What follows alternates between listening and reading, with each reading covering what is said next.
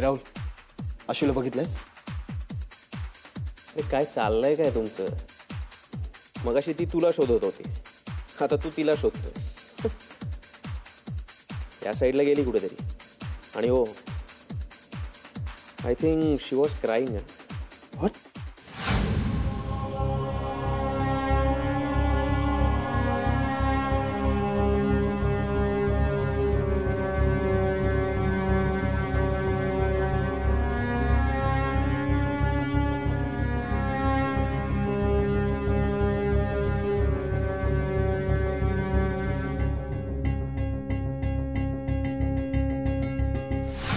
मी तिथे जाऊन जे काय पाहिलं त्याने मी संपूर्णच गेलो होतो. मी तिला तिथं तशा अवस्थेत बघून खूप घाबरून गेलो.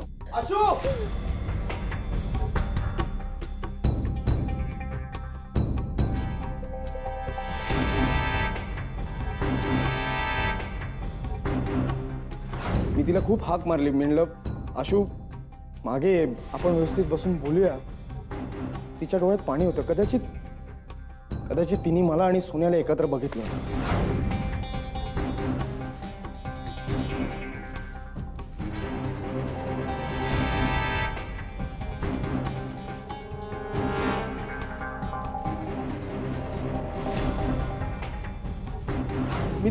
मी तिला मागे फिरायला सांगत होतो. म्हणलं, आशू बघ, आपण बसून बोलूया. पण ती ऐकायलाच तयार नव्हती.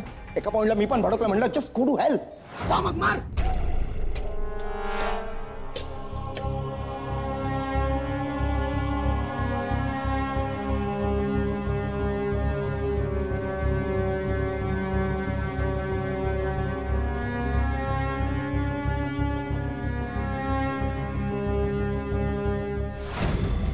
मी तिला वाचवण्याचा प्रयत्न केला, पण खूप उशीर झाला होता.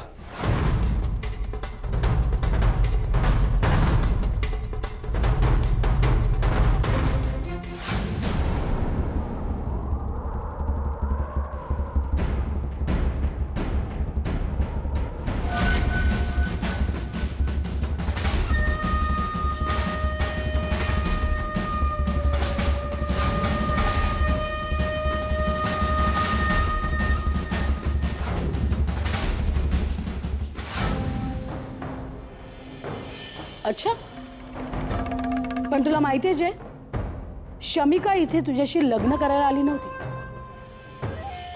आशूनी ज्या मुलामुळे आत्महत्या केली त्याचा शोध घ्यायला आली होती. तो मुलगा कोण आहे ते आम्हाला कळलं नाहीये. अश्विनी राजेची डेड बॉडी सुद्धा मिळाली नाही, आणि त्या सुसाइड नोट मध्ये त्या मुलाचं नावही नाहीये. याला की जय, आशूने जर त्यात तुझं नाव लिहिलं असतं तर तुझा खेळ केव्हाच संपला असता. पण लकीली तिने असं काही केलं नाही. जेव्हा माझ्या लक्षात आलं की शमिका तुझ्यापर्यंत पोचते, तेव्हा मीच समोरचे सगळे रस्ते बंद केले. तुमच्या सांगण्यामुळे माझं काम मी अर्धवट सोडलं. तुम्ही जसं मला सांगितलं तसंच मी शमिकाजींना सांगितलं. तुम्ही दोघं स्वतःला खूप स्मार्ट समजता ना. खूप मोठी खेळी खेळायचा प्रयत्न करत होता. कोण असेल तो मुलगा? माझ्या समोर आला ना तर मी त्याला. Jay, do you have any idea तो मुलगा कोण असेल?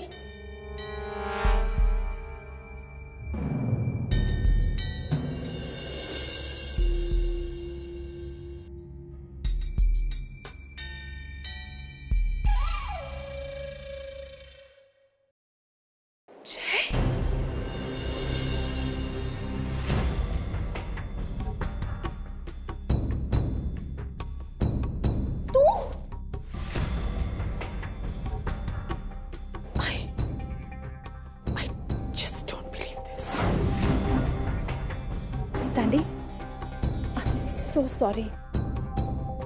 अगं पुलिस इन्व्हेस्टिगेशन्स करतायत, पण तो मुलगा कोण आहे, नेमकं काय झालं आशूला काहीच कळत नाहीये. I am really very sorry. मला कळतच नाहीये तुला काय सांगू मी.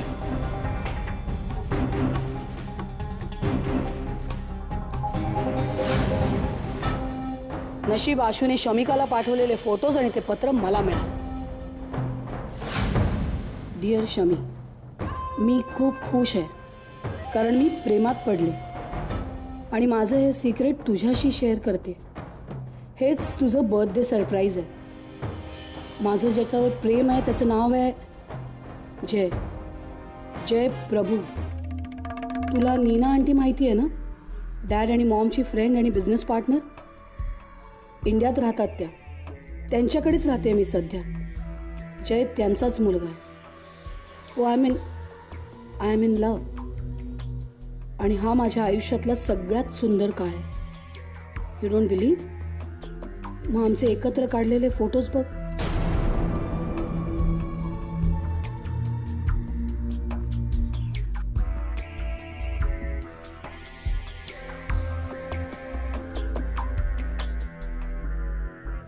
मग तुझा विश्वास बसेल माझ्यावर पण आणि प्रेमावर पण.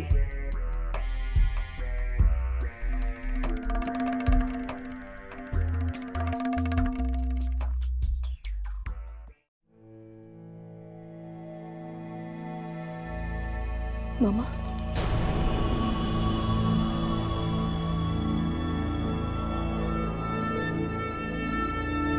मामा काय झालं ग? काय कळलं कोण होता तो मुलगा? का केली आशुदीने आत्महत्या?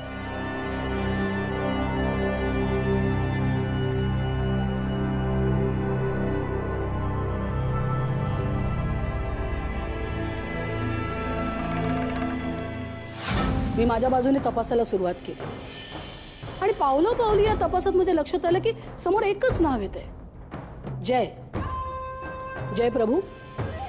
अँड आय रिअलाइज्ड आशू ज्या मुलाच्या प्रेमात पडली आहे तो आणि सुसाईड नोट मधला मुलगा हा एकच आहे, जय. आणि मग मी माझा प्लॅन आखायला सुरुवात केली. तसंही त्यावेळेला अनिरुद्ध बद्दल राग माझ्या मनात धुमसत होता. त्यांनी त्याची सगळी प्रॉपर्टी आशू आणि शमिकाच्या नावाने केली होती. मला रियासाठी फाईट करावंच लागणार होतं. अरे रिया अनिरुद्धची मुलगी नसली म्हणून काय झालं? मी त्याच्या मुलींना कधी परक आणि सावत्र मानलं नव्हतं.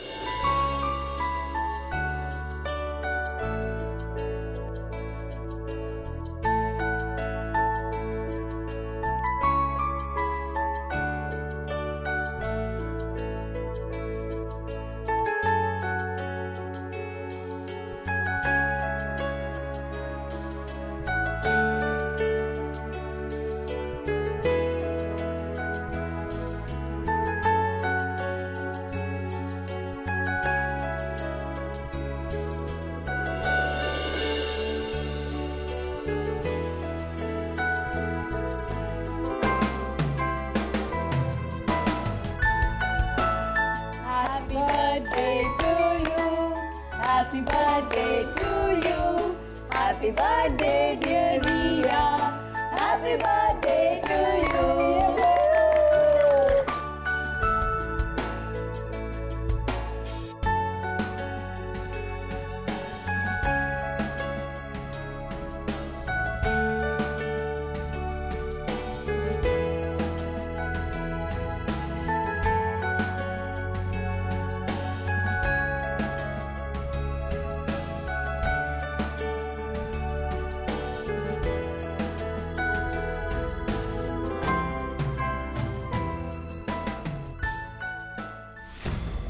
आशूच्या 22व्या बर्थडेला या विचाराला खतपाणी मिळालं.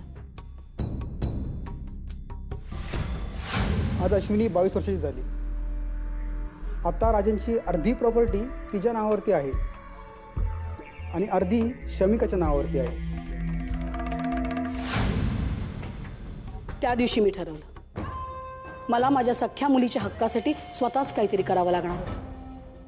कारण आजपर्यंत ज्यांना मी आपलं मानलं त्यांच्या वडिलांनी एका फटक्यात कोण कोणाचं सख्ख ते दाखवून दिलं. माझ्या मुलीच्या हक्कासाठी मी वाटेल ते करायला तयार आहे. जर अश्विनीला काही झालं तर तिचा हिस्सा शमिकाकडे जाईल आणि शमिकाला काही झालं तर तिचा हिस्सा अश्विनीला मिळेल. पण जर त्यांचं वयाच्या 23व्या वर्षी किंवा त्या आधी लग्न झालं तर त्यांचे जोडीदार त्यांच्या प्रॉपर्टीवर समान हक्क सांगू शकतात.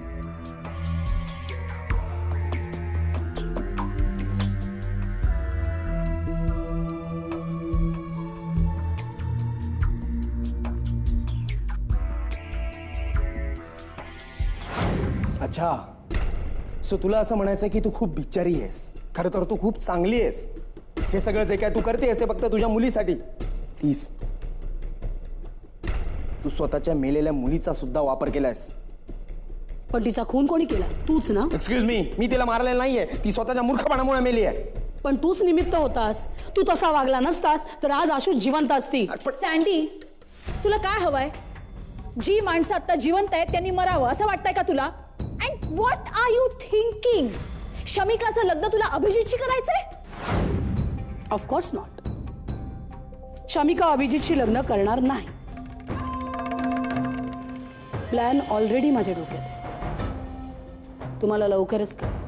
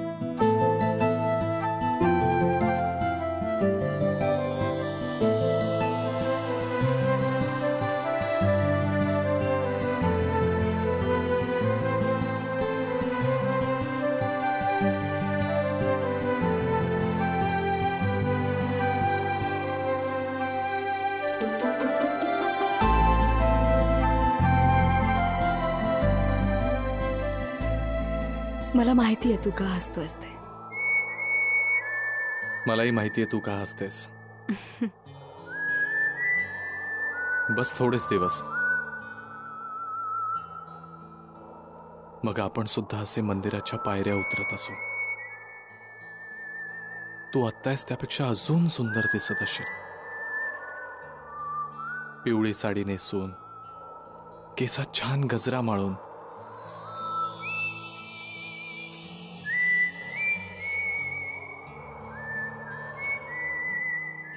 हातावरची मेहंदी मस्त रंगलेली असेल.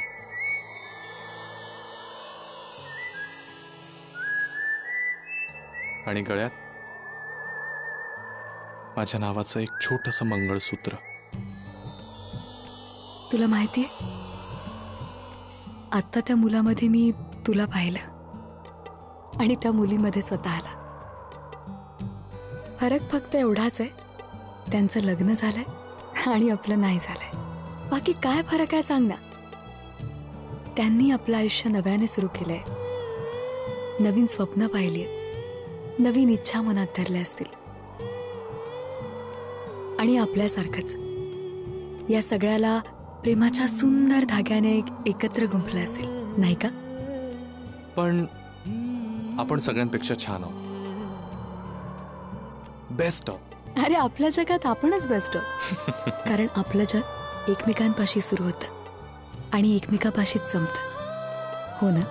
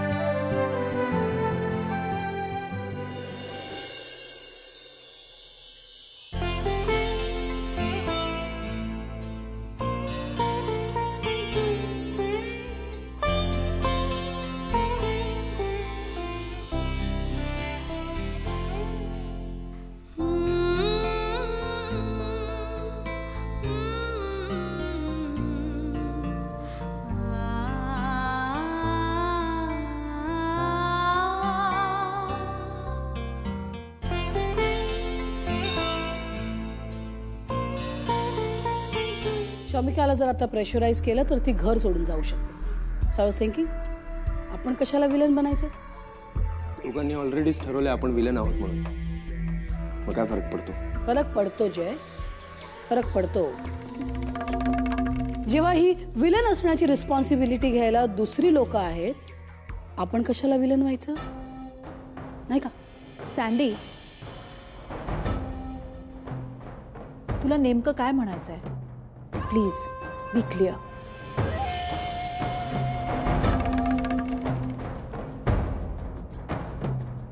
आपण कुठल्या मातीतले आहोत त्याचा प्रत्येकाने विचार केलाच पाहिजे. कारण आपण ज्या मातीतले आहोत तिथे रुजणं जास्त सोपं असतं. शमिका या घरात रुळू शकणार नाही कारण तिला इथल्या कामांची सवय नाही. लग्न म्हणजे बाहुलाबाहुलीचा खेळ नसतो. आपल्याकडे लग्न होतं ना, तेव्हा 2 माणसं, 2 कुटुंब आणि 2 घराणी एकत्र येतात. जा तुझ्या घरी, प्रेमानं सांगते ना तोवरच जा. नीना, अगं जसा आपला विरोध आहे या लग्नाला तसाच अभिजितच्या घरच्यांचाही आहेच की. मग प्रॉब्लेम काय? आपण त्या फॅमिलीला पुढे करूया. आपण त्यांच्या मनात शमिकाबद्दल इतका राग निर्माण करूया की प्रत्येक वेळेला ते शमिकाला दारातूनच मागे पाठवते. ते असे वाईट वागले पाहिजे ना की शमिकालाच काय, अभिजितला पण त्यांचा राग आला पाहिजे.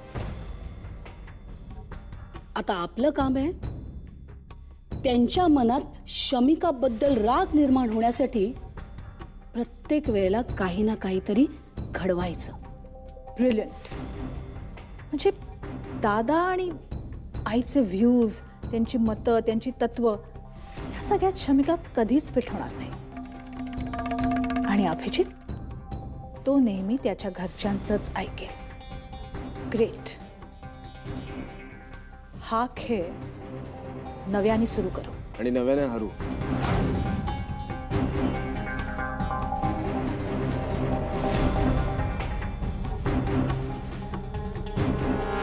What are you saying? उद्या जर आजी आणि मामाला शमिका आवडली तर हा प्लॅन फेल आहे. मग आपण जाऊया अभि आणि शमिकाच्या वरातीत नाचायला. नाचतील ना, पण आपल्या इशाऱ्यांवर. बाय द वे, तुझ्याकडे काही दुसरा प्लॅन आहे का? नीना, आपण असं काहीतरी केलं पाहिजे की अभिजितच्या घरच्या लोकांच्या मनात शमिकाबद्दल राग निर्माण झाला पाहिजे. एवढंच नाही तर अभिजितच्या घरचे जे लोक आहेत त्यांच्याबद्दल शमिकाच्या मनात देखील अडी निर्माण झाली पाहिजे. इतका राग आला पाहिजे ना शमिकाला की ती नुसती ती फॅमिली नाही, अभिजित पासून दूर पळून गेली पाहिजे. अँड आय थिंक हीच ती वेळ आहे हा खेळ सुरू करण्याची. 1 मिनिट सँडी, तू शमिकाला अभिपासून दूर कशी ठेवणार आहेस? अगं, अभिजित इज गुड. तो माणसांना ओळखतो, त्याला माणसं जिंकता येतात. आणि फ्रँकली या खेळात अभिजितला हरवणं मुश्किल आहे.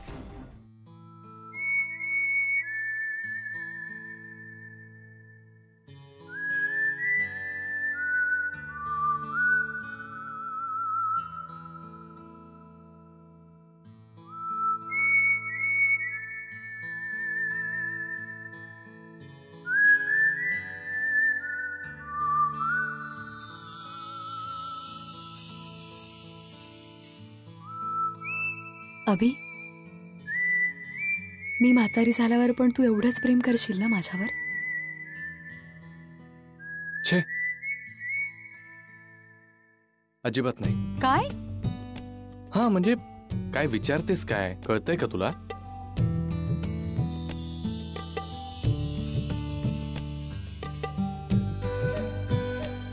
शमिका, एखादं फळ जसजसं पिकत जातं ना तसा त्यातला गोडवा सुद्धा वाढत जातो. आपलं म्हातारपणही असंच असेल. म्हणजे आपण जसजसे म्हातारे होत जाऊ ना तसतसं आपलं प्रेम अजून वाढत जाईल. कारण प्रत्येक वेळेस त्यामध्ये एखादा प्रसंग, आपण एखादी केलेली तडजोड, एखादी मस्करी, असं सगळं ऍड होत जाईल ना. हो, तू आत्ताच इतकं समजून घेतोस मला. म्हातारा झाल्यावर किती समंजस झाला असशील ना तू. हा म्हणजे मला असं वाटतं की आपलं वय जसजसं वाढत जातं ना तसतसं प्रेम व्यक्त करण्याच्या पद्धती बदलत जातात. म्हणजे हे बघ, आज मी तुला दारापर्यंत बाईकने सोडायला येतो. कदाचित उद्या त्या काकांसारखा कारचा दरवाजा उघडून तुला कम्फर्टेबल करण्याचा प्रयत्न करेन. आज तुला हवं ते खाऊ घालायचा मला प्रचंड उत्साह आहे. कदाचित उद्या तुला काय खायचं नाही हे लक्षात ठेवायचा प्रयत्न करेन. आज तुझ्यासाठी मी चॉकलेट आणतोय. हो, उद्या मी म्हातारी झाल्यावर माझ्या औषधांच्या गोळ्यांची वेळ लक्षात ठेवशील, हेच ना?